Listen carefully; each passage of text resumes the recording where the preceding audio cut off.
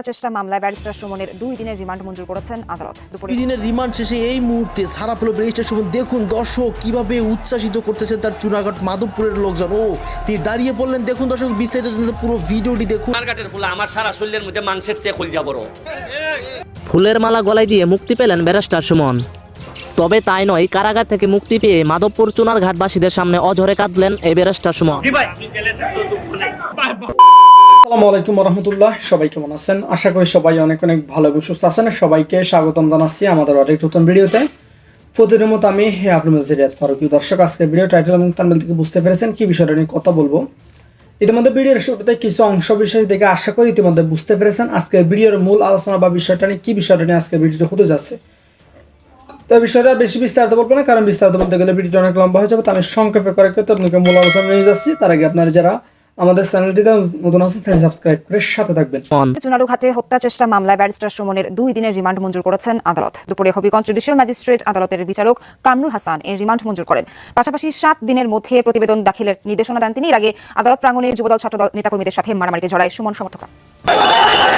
সকাল থেকেই উত্তেজনা ছড়ায় হবিগঞ্জের জুডিশিয়াল ম্যাজিস্ট্রেট আদালতে। মুখোমুখি অবস্থান নেয় যুবদল ছাত্রদলের নেতাকর্মী এবং সাবেক সংসদ সদস্য ব্যারিস্টার সৈয়দ সাইদুল হক সুমনের সমর্থকরা। বেলা 1টার দিকে সুমনকে আদালতে নেওয়া হলে উত্তেজনা রূপ নেয় মারামারিতে।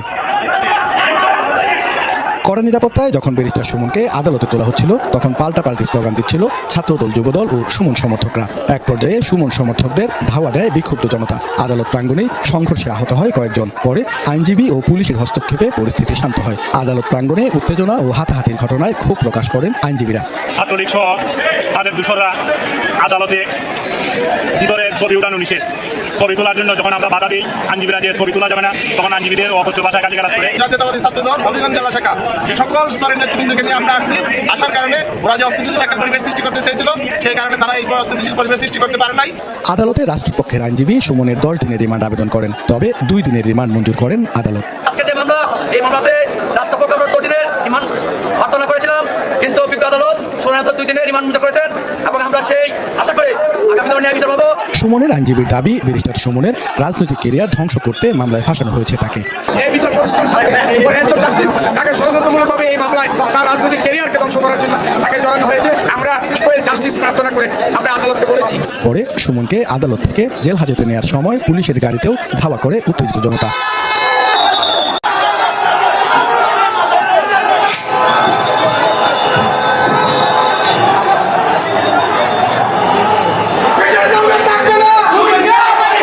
কোর্ট থেকে যেন রিমান্ডের আবেদন কোর্ট কর্তৃপক্ষ যেন মঞ্জুর করেন। সুমনের রিমান্ড আবেদন মঞ্জুর না করা পর্যন্ত আমরা আদালত প্রাঙ্গণে অপেক্ষা করব।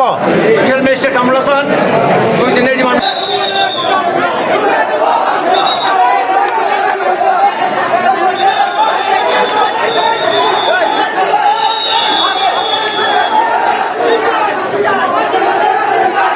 দর্শক, আপনারা জানেন দেশের আলোচিত সাবেক এমপি ব্যারিস্টার সৈয়দ সাইদুল হক সুমন আজকে কোর্টে তাকে আনা হয়েছে। এরই মধ্যে বিএনপি, ছাত্রদল, যুবদল এবং অঙ্গ সংগঠনের লোকজন তার ফাঁসির দাবিতে তারা বিক্ষোভ করছেন। আমরা দেখতে পাচ্ছি আদালত চত্বরে তারা এই অবস্থান কর্মসূচি নিয়েছেন। অনেকেই এর আগে জুতা এবং ডিম নিক্ষেপ করেছেন তার উপরে। আলোর পথে নতুন দিশা। এই খুনি শেখ হাসিনার দোসর ব্যারিস্টার সুমনকে আজকে হবিগঞ্জের কোর্টে আনা হয়েছে। আজকে এই দালাল সুমনকে এই কোর্ট থেকে যেন রিমান্ডের আবেদন কোর্ট কর্তৃপক্ষ যেন মঞ্জুর করেন। আমরা বলতে চাই, এই সুমনের এবং শেখ হাসিনার দোসর হবিগঞ্জের সবচেয়ে বড় দোসর আবু জাহির সহ আরো বিভিন্ন খুনিদের কে জামায় আদরে কোর্টে আনা হয়। আমরা আশা করি এই বিজ্ঞ কোর্ট সুমনের রিমান্ড আবেদন মঞ্জুর করবেন এবং সুমনের রিমান্ড আবেদন মঞ্জুর না করা পর্যন্ত আমরা আদালত প্রাঙ্গণে অপেক্ষা করব। আমরা এই সুমন সহ আবু জাহির সহ সকল হত্যাকারীদের বিচার চাই এবং তাদের ফাঁসির দাবি জানাই। রাজনৈতিক দলের শাস্তির বিধান থেকে যে কারণে পিছু হটল অন্তর্বর্তী সরকার, অর্থাৎ ট্রাইব্যুনালে একটা সংশোধনী আসার কথা ছিল, অন্তর্ভুক্ত হওয়ার কথা ছিল যে এই ট্রাইব্যুনাল ইচ্ছা করলে রাজনৈতিক দলকে শাস্তি দিতে পারে, কিন্তু শেষে দেখা গেল যে সেই সংশোধনীটি আর প্রস্তাব আকারে আসে নাই। কেন আসলো না তার উপর ভিত্তি করেই আজকের পত্রিকা রিপোর্টটি করেছে যে আন্তর্জাতিক অপরাধ ট্রাইব্যুনাল আইন সংশোধনের খসড়ায় মানবতা বিরোধী অপরাধে রাজনৈতিক দল ও সংগঠনের শাস্তির বিধান যুক্ত করলেও শেষ মুহূর্তে পিছু হটল ডক্টর মোহাম্মদ ইউনূসের নেতৃত্বাধীন অন্তর্বর্তী সরকার। আলাপ আলোচনা ও মতামতের ভিত্তিতে আনা প্রস্তাবটি বাদ দিয়ে আজ বুধবার আইনটি খসড়া উপদেষ্টা পরিষদে পাশ হয়েছে বলে জানান আইন উপদেষ্টা আসিফ নজরুল। বিকেলে ফরেন সার্ভিস একাডেমিতে এক সংবাদ সম্মেলনে তিনি বলেন, আন্তর্জাতিক অপরাধ আইন সংশোধনের খসড়ায় সংগঠনকে নিষিদ্ধ করার বিধান ছিল। সেখানে বলা ছিল কোন সংগঠনকে শাস্তি দেওয়ার দরকার মনে করলে ট্রাইব্যুনাল উপযুক্ত কর্তৃপক্ষের কাছে শাস্তির সুপারিশ করতে পারবে। আসিফ নজরুল বলেন, কিন্তু আজকে আমাদের উপদেষ্টা পরিষদে আলোচনা করে সিদ্ধান্ত হয়েছে আমরা এই বিচারকে অন্য কোনো বিষয়ের সঙ্গে সম্পর্কিত করতে চাই না, অর্থাৎ ব্যক্তির বিচার হবে, এখানে দলের বিচার না করাটাই শ্রেয়, এটি তিনি বলছেন।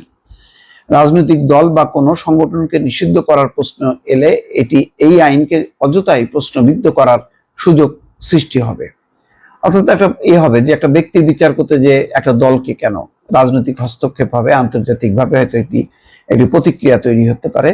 দেশীয় রাজনৈতিক অঙ্গনেও অনেকে বড় রাজনৈতিক দলগুলি মনে করছেন যে কোনো রাজনৈতিক দলকে নিষিদ্ধ করা ঠিক হবে না।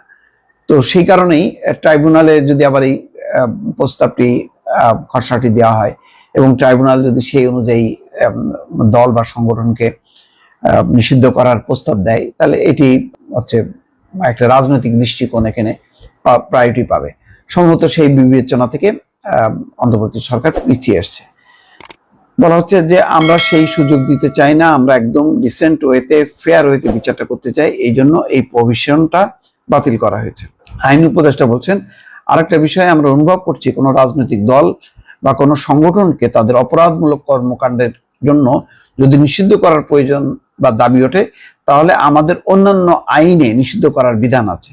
সন্ত্রাস দমন আইনে রয়েছে, নির্বাচনী আইনেও রয়েছে, 1979 সালের পলিটিক্যাল পার্টিজ অ্যাক্টে সেই সুযোগ রয়েছে। রাজনৈতিক দল নিষিদ্ধের বিধান রাখা সহ বেশ কিছু বিষয়ে আন্তর্জাতিক অপরাধ আইনের সংশোধনী প্রস্তাবের খসড়া তৈরি করা হয়।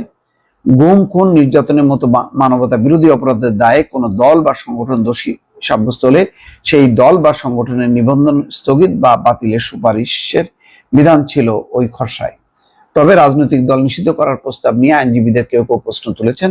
তারা বলেছেন, দেশে ভিন্ন একটি আইনে রাজনৈতিক দল নিষিদ্ধ করার সুযোগ রয়েছে, এরপরও আন্তর্জাতিক অপরাধ ট্রাইব্যুনাল আইনে এই ব্যাপারে বিধান যুক্ত করা হলে তা বিতর্ক সৃষ্টি করতে পারে।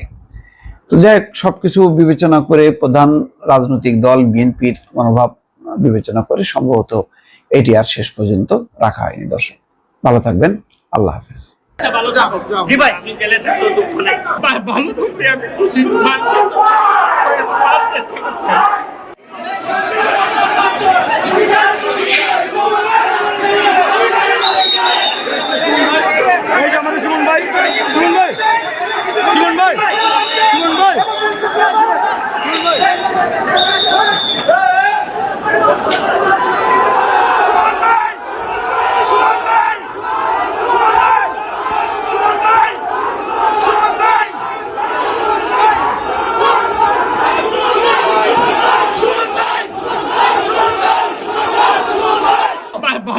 আমি খুশি।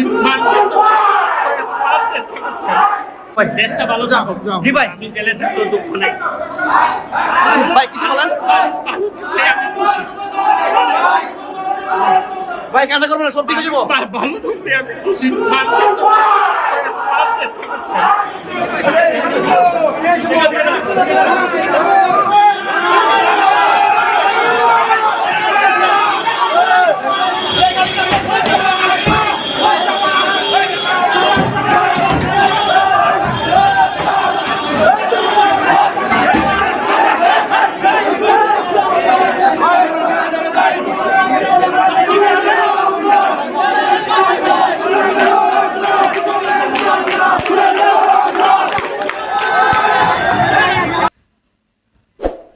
তো প্রিয় দর্শক, এই বিষয়ে আপনার মতামত জানিয়ে ফেলেন কমেন্ট সেকশনে, জানাতে ভুলবেন না। ধন্যবাদ সবাইকে এতক্ষণ সাথে থাকার জন্য। আল্লাহ হাফিজ।